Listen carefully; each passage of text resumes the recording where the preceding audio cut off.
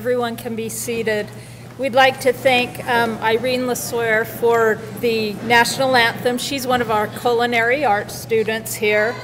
I'm Jody Hipwell, and I serve on the board of directors here at the DATC. First off, our opening remarks will be given by Stacy Hatch, and then we'll have a guest speaker, and I'll introduce them after following that.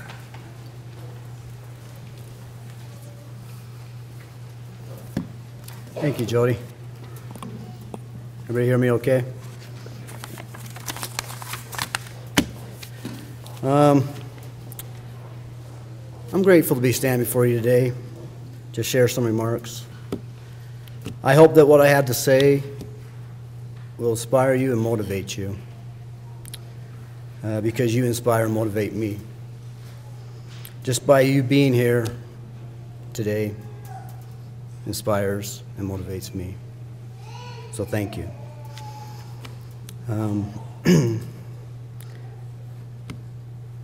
If I do shed some tears, it'll be tears of joy, because I am excited for you and happy for you. I believe that I can speak on behalf of the administration and faculty here at DATC that we are excited for you. I am grateful to be a part of the DATC, and I know that from the administration and faculty that we do care about you. So graduates, your families, your friends that have come to see you, what a great day this is. I don't know of a greater time in one's life when they can take a moment, pat themselves on the back, and say, I did it. You did it. You all have reached that moment, so congratulations. And I hope that wherever your journey leads you from this point is just as great and as exciting. For life is a journey. We have a model that I'm very passionate about here at the DATC. I'm sure most of you are familiar with that. We change lives. There's no doubt in my mind that your lives have been changed one way or another. So as you reflect on the point where you were at when you started the DATC and where you are today, I am sure it's been a great journey and that your life has changed.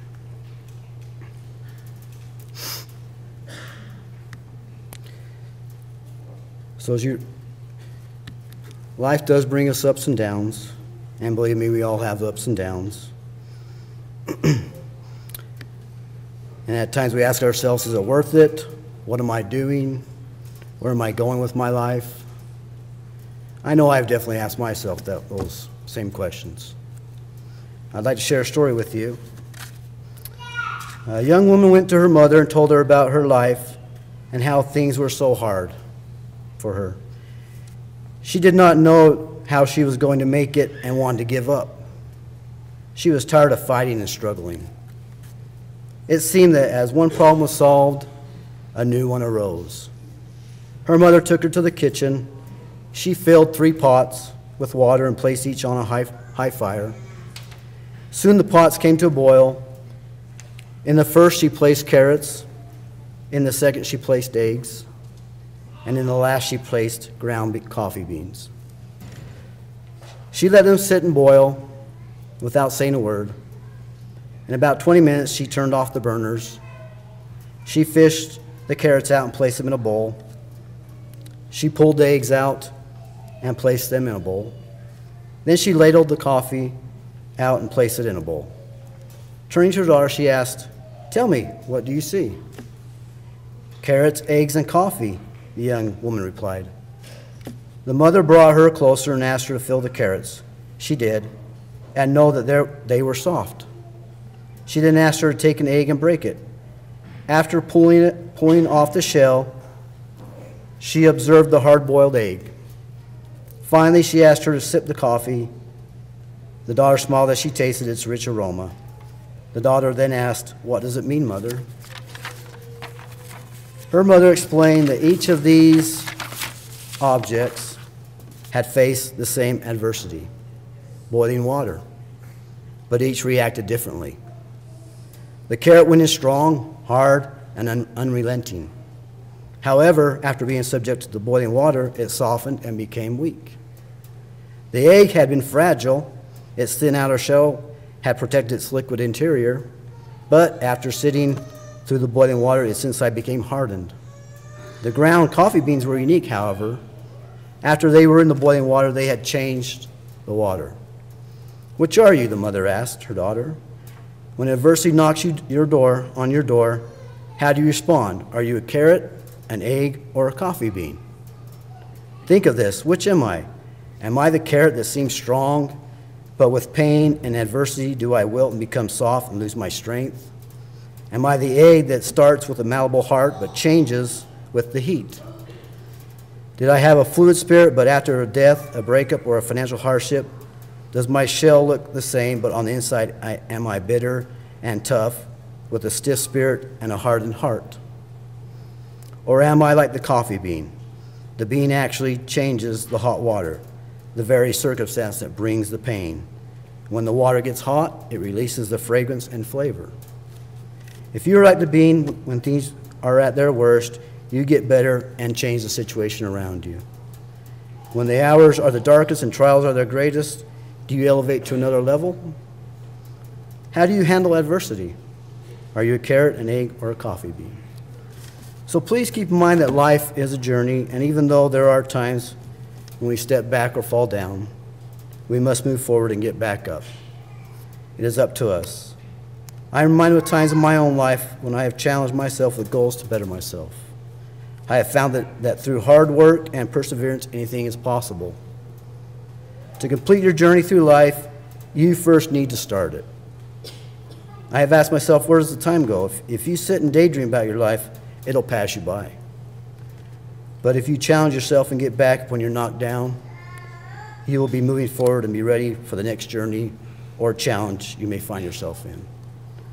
I am sure as you reflect on your life that there have been many times your journey or challenge has changed. I know that has been the case with myself. I started my journey by stepping back several times, and each journey I have taken has made me a better person, husband, father, instructor, and friend. It is exciting for me to help a student change their life and to see or hear from them later on about their lives. I know there will be frustrating, disappointing times for them, but if we do not give up and keep challenging ourselves, we will reach our goal. I know whatever program you have completed has changed your life one way or another, and you have persevered through it, no matter whatever hardships you may have come across. We have a great faculty administration staff here at DSC, and I know that they all love seeing you succeed.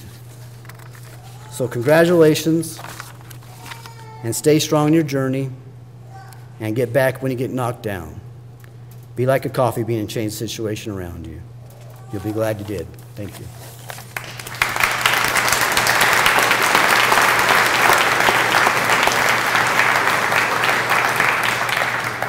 Okay, I have to apologize to Stacy. I didn't follow my notes very well here. I'm going to tell you a little bit about Stacy really quick. Stacy is an automation technology instructor at DATC Freeport West Campus. He has been teaching at the DATC for almost 8 years. He completed his certification in automation from the Ogden Weber Applied Technology College in 2005 and the DATC Electrical Apprenticeship in 2003. He attended Weber State University as a business major, but found himself challenged by working on and troubleshooting equipment. He found his passion as a maintenance technician at Ciro Wire and Cable. During his 14 years of work experience as a maintenance technician, he has worked for Ciro Wire and Cable, Leighton Kroger Bakery, and Leighton Kroger Dairy. He has certifications in renewable energy, energy auditing, green building, certified control systems technician, robotics, and automation. Automation is a multifaceted area of instruction, and one of Stacy's greatest qualities as an instructor is knowing the best way to relate and convey this complex information to his students. When he is not busy working, he enjoys spending time with his family. He has 2 daughters and a son. He also enjoys hiking and playing a good game of basketball, soccer, tennis, and letting his wife beat him at racquetball. So, thank you, and sorry. Okay, our next guest speaker is Senator Todd Weiler. He was raised in the Chicago suburbs, came to Utah to attend BYU. After graduating with a business degree, he married Elizabeth Gordon from Spanish Fork. They now have 4 children ranging in age from 11 to 21. After working in marketing in Phoenix and Los Angeles for 3 years, Todd returned to BYU and obtained a law degree in 1996. He litigated with Salt Lake City law firms for 15 years before accepting his current position as Vice President and General Counsel for Logistics Specialties, Inc. in Layton. He has served in the state Senate since January 2012, representing the Bountiful area. Would you please welcome Senator Todd Weiler?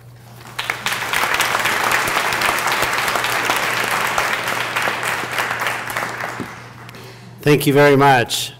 You know, commencement addresses at graduations are interesting. I did some research because I didn't want to muck this up. And basically, there's no rules. A commencement speaker can talk about whatever they want. And that's what I'm going to do tonight. My father passed away less than 3 weeks ago, and I buried him 2 weeks ago yesterday. And I've decided tonight I'm going to tell you a little bit about my dad, and I'm going to tell you what I learned from my dad, and hopefully that you can learn something from that. Now, I've graduated from college twice, as you just heard. I don't remember anything that any of my commencement speakers said. My goal tonight is that you will remember at least one thing that I've said. So I want to start off, I'm going to read to you a little obituary I wrote for my father, and I posted it on Facebook. My father couldn't have found his way on Facebook if his life depended on it, but it got over almost 400 comments, which I was astounded at, but hopefully it'll give you a little flavor. Wayne Dennis Weiler, age 73, passed away on January 9th, 2015 at his home in Columbia, South Carolina. He was talking to his grandson, Timon, my son, when he stopped breathing. He was with his wife, Yvonne, who lovingly cared for him for several months as his health gradually deteriorated. Wayne was born to Richard and Mildred May Weiler on July 24th, 1941 in Evanston, Illinois. He had an older sister, Beverly. He was preceded in death by Beverly, his parents, and his oldest child, my sister, Marshall. Wayne was a tremendous troublemaker as a child, which provided him with numerous stories, probably embellished, to share with his children and grandchildren. He was eventually expelled from high school and never graduated. He enlisted in the U.S. Army during the conflict in Vietnam and was assigned to Fort Jackson in Columbia, South Carolina. While visiting a local LDS church on a whim, he spotted an attractive girl in the choir seats and immediately remarked that he was going to marry her, and he did. That relationship resulted in him getting baptized into the LDS church. After initially struggling, he embraced the gospel and attended church faithfully and held several callings, including temple worker. He passed the GED with flying colors and earned good grades in community college. He had to drop out to support a growing family. Wayne became a salesman and worked a lot of different jobs. He eventually became self-employed as the owner of Weiler Enterprises, that's my last name, Weiler, not Enterprises, which was a full-service janitorial company that provided jobs to many friends and teenagers in his church congregation. Later, he started a furniture store in Crystal Lake, Illinois, and then a mattress store in Columbia, South Carolina. Wayne loved to tease people and didn't always know when to stop. Some of his favorite things included playing Uno, riding roller coasters, eating steak, and drinking Coke straight from a mason jar. Although he never had much materially, he enjoyed helping others. All of his children have fond memories of ringing doorbells of the less fortunate and running like crazy for the car before the family opened the door to find the turkey and food that Wayne had bought for their Christmas dinner. Later in life, he liked celebrating his birthdays in Utah and always pretended as if the Pioneer Day parades were just for him. True story. He is survived by his wife, Yvonne, my mother, his 5 children, including me, and his and several grandchildren and great-grandchildren. So his passing really touched me. I had a conflicted relationship with my father, but it's really caused me to reflect on what did I learn from my dad. And as you heard, my dad dropped out of high school and never graduated from high school, much less a college. Because of that, he always emphasized to me, the importance of a good education. And everyone that he met, especially local Mormon missionaries that would come to South Carolina, every time they came to the house, he'd say, you got to graduate from college, you got to get a degree, you don't want to have to work with your hands your whole life, like he did. And one of the things that my dad taught me was he would always say to me growing up, he said, you know, Todd, that's me, he said, you know, I've made all the mistakes for you. Just look at what I've done and do just the opposite. And those became my words to live by. So my dad is a high school graduate. I'm a two-time college graduate. I went to undergraduate school and got a business degree. Then I got married and worked for a few years, and then I went to law school and got a law degree. So I have 7 years of college, and my dad had none. And so that's really shaped my life. And I wouldn't be a state senator today, I don't think, if I hadn't followed that advice. Another thing my dad always said to me, and this will give you a little flavor of his personality, he'd always tell me to put my brain in gear before I engaged my mouth. And it took me a while to figure out what he meant, but I think the reason he told me that was he never did that. He was always mouthing off and getting fired from jobs, so he was always bouncing around.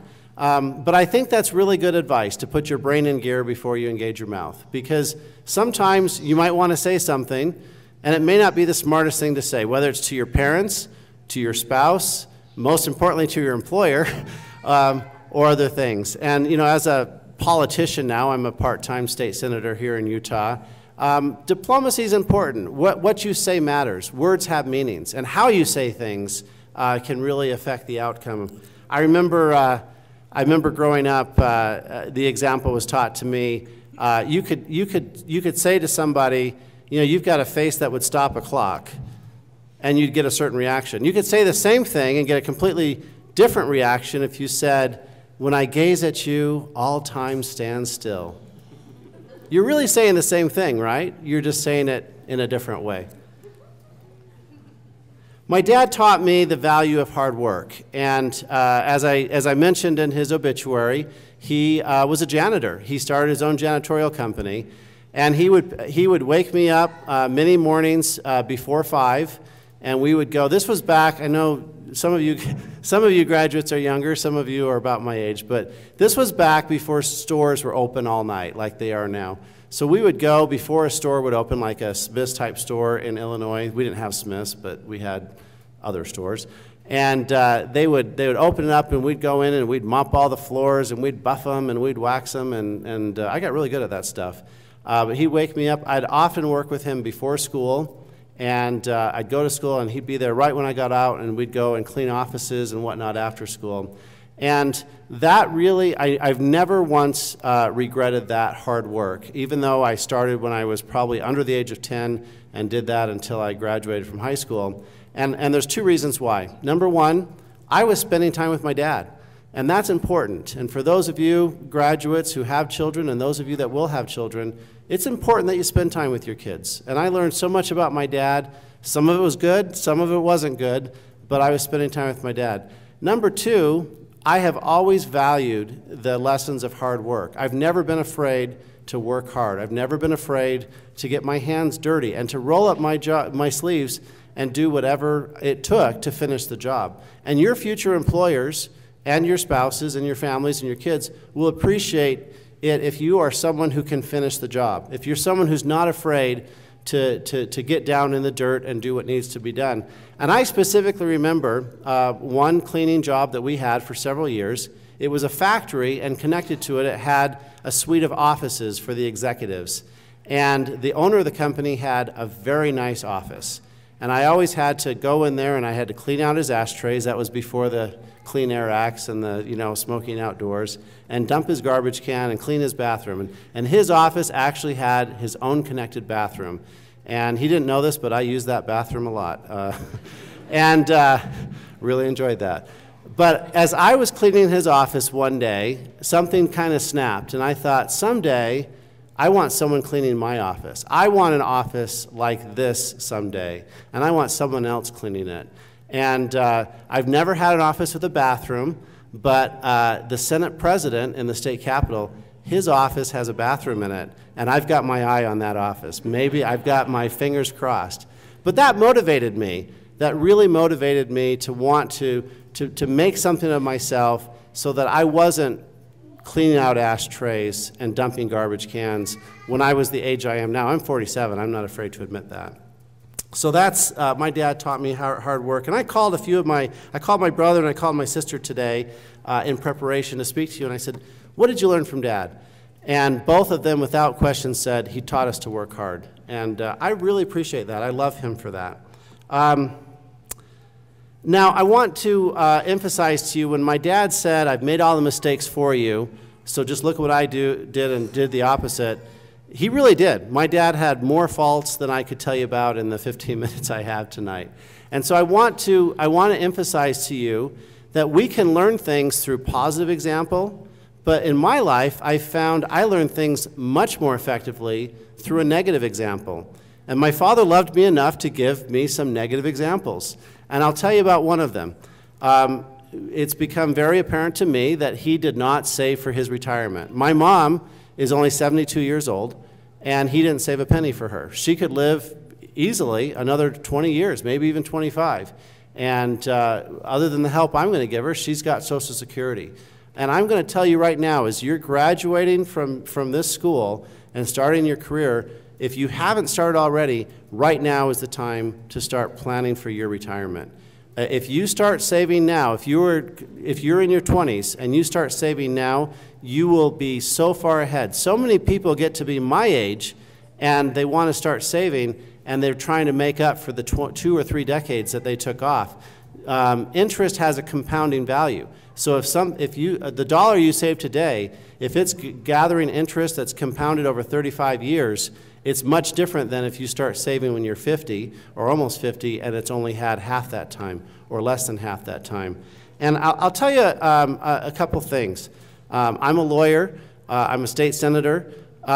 There's 2 things that the wealthy people know how to do, and I don't count myself among them. Crystal Sims, are you here? I saw your name on the list. I'm neighbors of one of the graduates. I just live in an ordinary neighborhood, probably like most of you guys. But wealthy people that I represent as a lawyer sometimes, there's 2 things they don't do. They don't pay taxes unless they absolutely have to, and they don't pay interest. People that never get rich pay a lot of taxes and pay a lot of interest. And let me tell you a few tips for avoiding that. I'm not saying to cheat on your taxes, but there are always, don't do that because I need to spend them, with the state budget. Please don't do that. But there are ways that you can invest and avoid paying taxes legally. And one of them, and this is what I've done in my life, is to buy whole life insurance policies. And let me tell you, so first of all, when I die, I don't want to leave my life, I will leave my life. I don't want to leave my wife in a lurch like my father has left my mother financially. So I've taken out a lot of life insurance, and probably more than I want my wife to know about. But there's term life, which is cheap, but it just expires and goes away. And there's whole life that builds value. And if you buy a whole life policy in your 20s, it's going to be relatively cheap. But here's the cool part. Every month when you make a payment, not only are you guaranteeing that when you die, your wife and children or whoever you select is going to get that money, but you're building a value. My wife needed to remodel our house last summer. I could have gone to a bank and borrowed money for 7 or 9%. Instead, I went to one of my own whole life insurance policies, and I took a loan from myself. And instead of paying interest to some bank, I'm paying interest to myself. That is so cool. And if you were to go out today and buy a whole life insurance policy, especially if you're young, you can do that in 5 or 10 years. When you need to buy a car, you can be loaning yourself the money and paying interest to yourself. That's smart. And when you die, your heirs will not have to pay any taxes on that life insurance policy. That's tax-free. That's the way the laws are written. It's not even cheating. So another thing that you want to avoid is high interest rates. Now I'm looking over here, and I've read this board many times. R.C. Willey is a wonderful benefactor to this school. They're a wonderful company. I bought most of my furniture from R.C. Willey. But I got a little secret for you, and don't tell R.C. Willey I told you this. They're really a credit card company. They use furniture to get people to owe them money, and then if you miss one of those payments, you get that 12 months same as cash, they charge you about 24% interest. That's a lot of money. So if you're looking at something, and if you end up paying interest on it for 4 or 5 years, you're going to pay 3 or 4 times the actual cost that you see when you go into the store. So don't do that. You know, one thing that it took me a while to learn, so I'm going to tell you now, if you don't have money for something today, you're probably not going to have money for it in 12 months. That big screen TV that you're thinking about for the Super Bowl, if you can't buy it today, how are you going to buy it in 12 months? What's going to be different a year from now? For you guys, you're graduating, so maybe it will be, but for most people, it's not. So be careful about that. Be careful about putting stuff on a credit card that you can't pay off at the end of the month. That took me a while to learn, and so hopefully you won't. So I have made those mistakes for you, so you can learn from mine. Anyway, I could go on, but I just want to end telling you a few stories about my dad. Some of the stories he probably embellished, but 2 of them I told my kids today. He didn't like his woodworker instructor in high school, got in a fight with him or something, so he went in after school and he found a 5-gallon bucket of glue, and he glued everything in that wood shop down to the surface. I think he actually poured the rest of it out, but I think he got in trouble for that. And another time he found a dead skunk, and he put it about 300 feet into the high school ventilation. It took him, I think he told me it took him 3 days to find it. So he really was a character, and he really had cause for getting expelled. The last thing I want to tell you is I've emphasized that my father was imperfect, I'm imperfect, you're imperfect, and my mom was imperfect. And the reason I say that is my dad stuck with my mom, and my mom stuck with my dad. And they had a troubled marriage at times. I remember as a kid growing up listening to arguments. But I love the fact that he stayed married to my mom. And I love the fact that as he was dying these last several months, she cared for him hand and foot. And I think that's beautiful. And I think today sometimes it's too easy to just go out and start a new relationship. I'm so grateful that they stayed together, and they weren't perfect. They knew each other's faults, and they still stayed together. And I've been married to my beautiful wife for 23 years, and I hope that, that I can have that same tenacity. So congratulations on what you've done, and I wish you the very best in the future. And I hope you'll just pick one thing I said and remember that, so that you'll remember something from your commencement. Congratulations.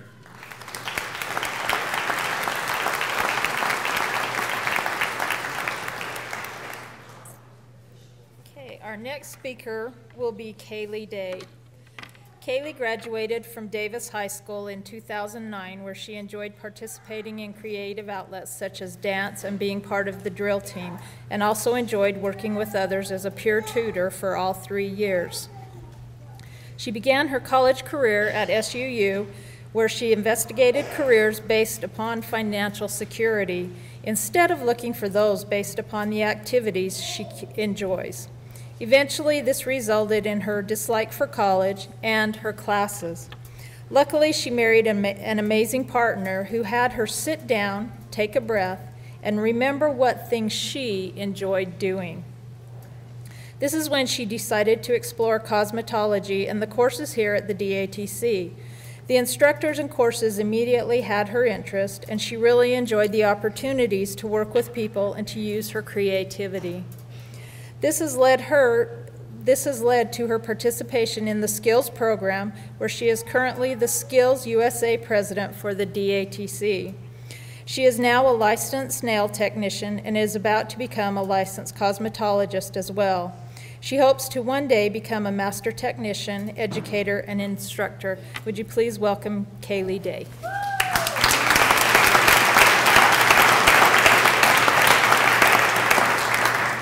Okay, thank you, Jody. So first off, congratulations, graduates. We all know how tough and amazing this experience has been. I feel privileged to be graduating with all of you today. Again, my name is Kaylee Day, and I started at the DATC in 2013, where I started in the nail tech program. I then furthered my education in the cosmetology program. As explained by my introduction that you just heard, I began college looking at other options, but I chose to change direction. I decided to look into an occupation that would allow me to be creative and to work with others. Once I had settled on cosmetology, I chose to attend the DATC. The people here were the most willing to help their students with smiles and compassion. They cared about helping their students excel and encouraged me to expand my skills and look into every opportunity to learn as much as possible during my time here. The students here have also been very encouraging. I have made many friends. Other class members have always been willing to help out and lend a tool, or they just help me with any question that I have. They support each other and complement each other. They listen, and we have problems and challenges, they will be there. I have learned a lot from their example and hope to provide the same support and encouragement to my colleagues one day. Because of people here, the decision to attend the DATC is one that I will never look back on with regret. This year, I did have the privilege and the opportunity to be the Skills USA president for the school. While recruiting for Skills, I had the experience to meet with many students from different programs. I asked them all just one question: why are you here at the DATC? 10, 15, 20 minutes later, they finished telling me the reason for coming here. In hearing their stories, it was so great to see so much passion in them, to be so happy about what education opportunities are ahead of them. Then someone asked me the same question. I found myself 10, 15, 20 minutes later answering finally, and I knew that is when I found my niche, and I was surrounded by those who had found theirs too. The program here provide great opportunities to participate in our astonishing careers. However, the climb to graduation has required a lot of work. As students, I have had to stay motivated and had to focus a great deal of time and energy on moving through the program. We all have. Now we have a lot to show for that hard work and determination. So be confident and be proud in your career. Remember what you have accomplished to get here. I hope you feel the same as I do, as much gratitude, appreciation, and warm feelings for your instructors, your counselors, and your classmates. Also, let's not forget our family and friends that helped us get through the long hours, hard work, and trying times. Thank you for all those who have come to celebrate this important event with us today. We appreciate your support as we look forward to our future. Thank you.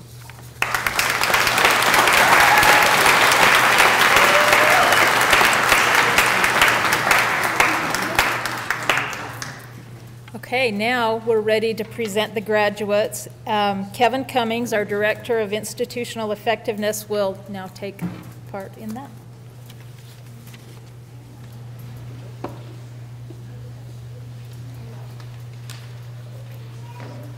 I would like to invite our administration, President Mike Bowes, Vice President of Administrative Services Russell Galt, Vice President of Instruction Ann Mackin, and Vice President of Quality and Development Kim Ziegler to come around in front of the table, along with our guest speaker, Senator Weiler, and our board member, Jody Hipwell, to congratulate our graduates. As we begin, you will notice that there are many more names in the program than there are students here. We train people for jobs, and they get jobs, and so sometimes they can't actually attend the graduation, but they are with us in spirit. You will also notice that many of our graduates have a white tassel in addition to the red. The white tassel signifies that they are members of the National Technical Honor Society, an honor which is bestowed upon them for outstanding achievement in their technical training. They're nominated by their instructors and then confirmed by the school. So I'm going to ask Drew Johnson to have the first row stand up in line here, and we will bring them around so that we may recognize them.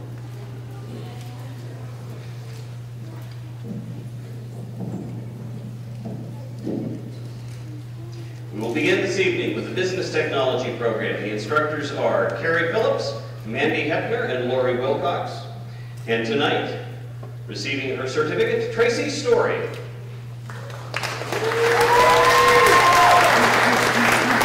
Allison Lowry.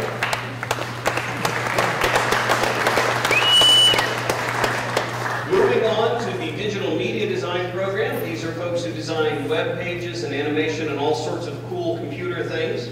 The instructors are Lily Yang and Omar Bravo. And graduating tonight, Gabriel Maluski.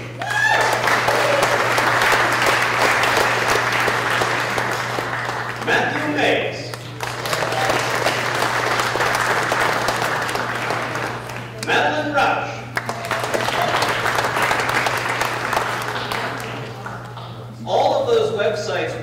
because there are technical geniuses on the back side of this keeping the networks humming, and we train those in our information technology program. The instructors for that are A.J. Hepler, Jay Brummett, and Diane Gunderson. And graduating tonight, Stephen Kender, Adam Lake, Andrew Metcalf,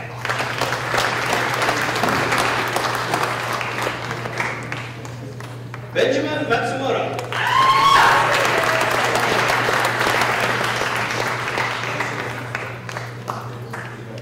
Benjamin brought quite the crowd with him, I can tell. Kenneth Clark.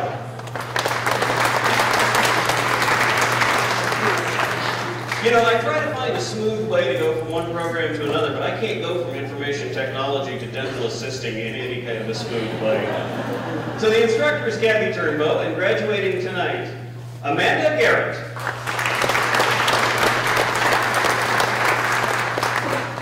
However, I can talk about health information technology, which is the field where we train people to prepare your medical bills. If you've ever gotten one of those, they're full of all kinds of cryptic codes. It looks like something that the National Security Agency put together.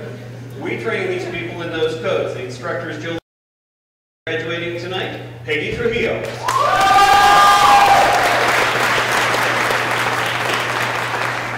Rose M. Dawes.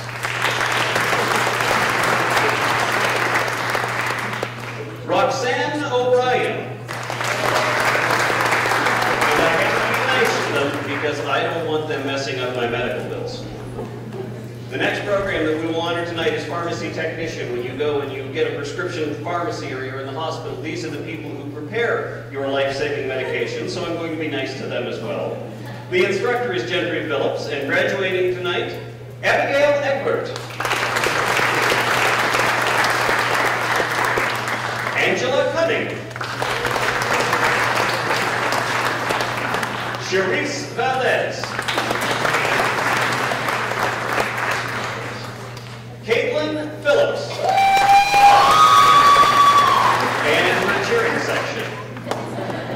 Now, if your health gets a little bit out of line, you may need surgery, and so we train students in our surgical technology program under the direction of Pam Carter. If you ever see these people at their jobs, they're going to be behind masks, so take a good look now.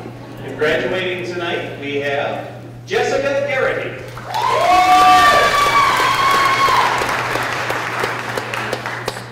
Nurse assistants are the people who assist the nurses in nursing homes and hospitals, and for many students, this is the first step on a healthcare career. This is the place where they are exposed to patient care for the first time. The instructors are Mindy Tulane, Kim Miller, Lisa Trujillo, and Deborah Johnson, and graduating tonight, we have Alexis Housley.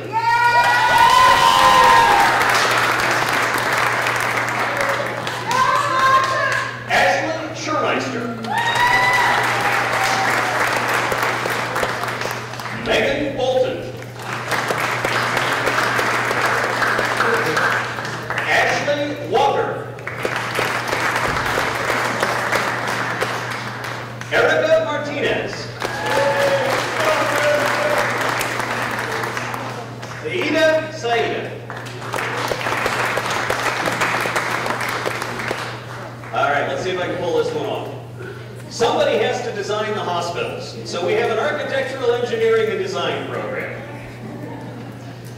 A relatively new instructor, Dave Barker. These are the people who learn to use CAD and drafting systems to design buildings and manufacture parts and so on. And graduating tonight, we have Richard Waite.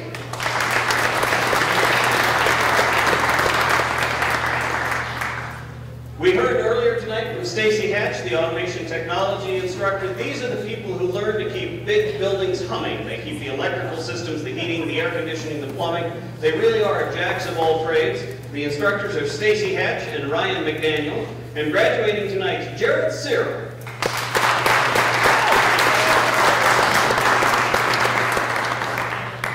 One of our coolest programs is composite materials technology. These are the lightweight materials that are used in manufacturing boats and cars and airplanes and so on. It's very high-tech stuff, but it is as much an art as it is a science. And the instructors are Dave Sligar and Wes Hobbs, and graduating tonight we have Tony Turner,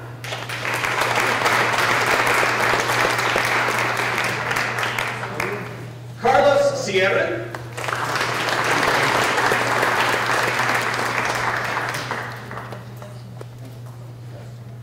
Some things are still made out of metal, and that's why we have a welding program. And if you drive under a highway overpass and it doesn't fall down on you, or you're in a building like this and it doesn't fall down, thank a welder. They're the ones who make sure that things stick together the way they're supposed to. Our welding instructors are Nick Price and Jeremy Phillipson, graduating tonight. Ian Bowers. Naomi Matthews. Nathan Lim. Nathan Tatton. Oh, come on, you can do better than that.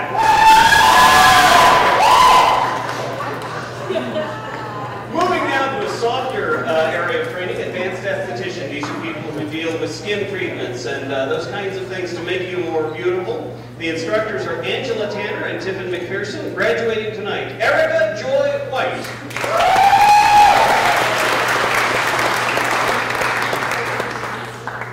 Cosmetology. These are the folks who deal with hair and nails and makeup and all of those kinds of things. Again, helping make your life better by making you more beautiful. The instructors are Angela Tanner, Amber Jocks, and Krista Buelo, graduating tonight. Amanda Shue.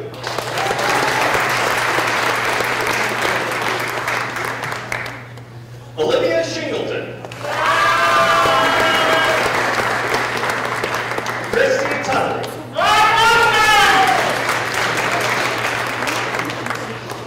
Brooke Gristra. Sarah Humphreys.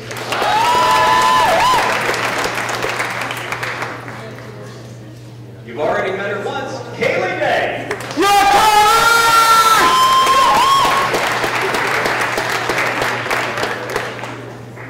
Closely related is the nail technician program. These are the people who learn both the art and the science of working with nails, and the instructors are Angela Tanner and Melinda Sutton. Graduating tonight, Jalaire Reese.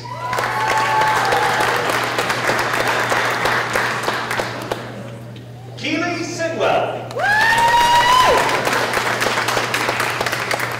Madeline Robinson.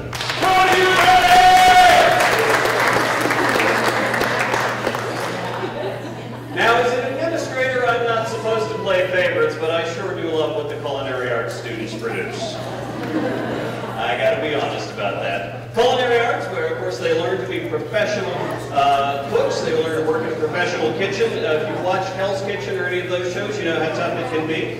Our instructors are a little more approachable than the people you see on TV. Penny Moline and Christy Hedinger, and graduating tonight, Brandon Ferguson. Scott Clifford.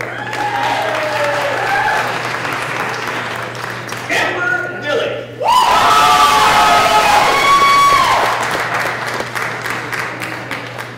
Yeah, they came in on a bus with her. Parker Gould. Danielle Hess.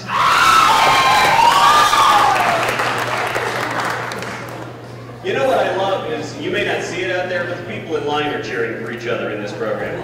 Aaron West.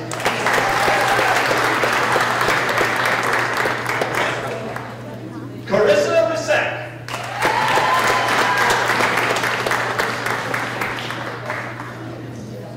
Tana Plumley.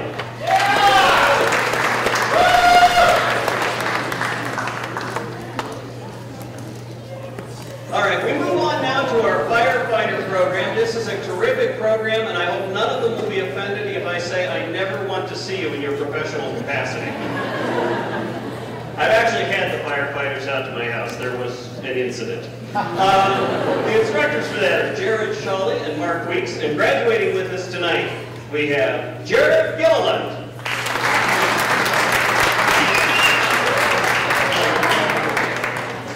Cameron F. George.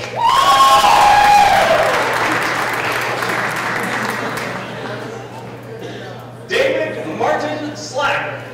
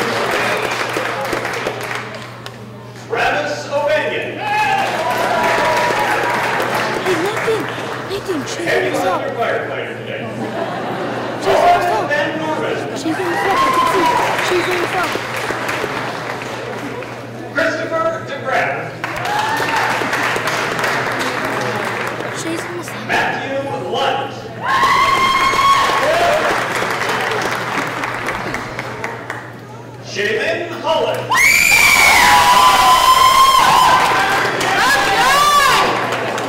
Jeremiah West.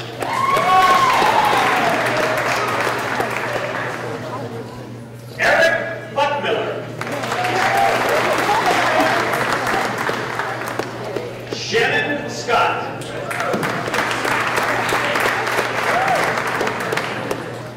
Now the final program of the evening has, I think, the best toys. This is our diesel heavy-duty technology program. They have trucks that are roomier than my first apartment, and they're rated at 1 million road miles. The instructors are Neil Cheney, Tim Richard, and Jeff Eddings, and graduating with us tonight, Garrett Larson.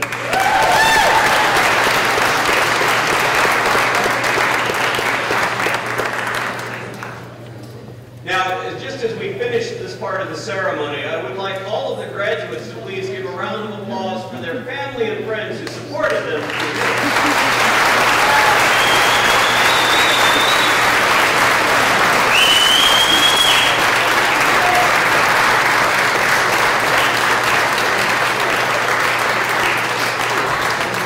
I'd like to recognize the administration and thank them for their support, and thank the graduation committee, Peggy Brown, Robin Jacobson, Nancy Wiscombe, Dina Nielsen, and Dana Assay for their hard work. And we have one last bit, I cut you off, my apologies. We have one last important bit of business. See that tassel that's been hanging there in your field of view, annoying you all night? Well, you get to move it. So reach up on the right side, move it over to the left, and you are graduated!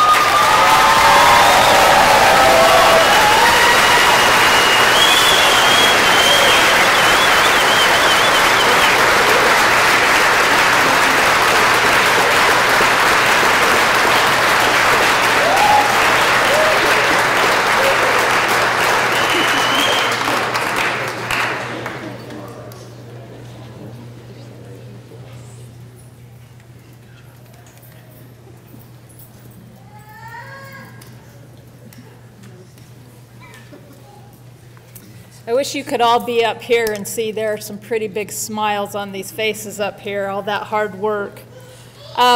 This is the end of our graduation ceremony, and as Stacy said, the goal of DATC is to change lives. Well, graduates, you've all changed your lives by the decisions that you've made to come here to DATC, and we wish you much, much success in your life's pursuits. So congratulations. We have refreshments made by our culinary students over here, and good luck for your future goals. Congratulations.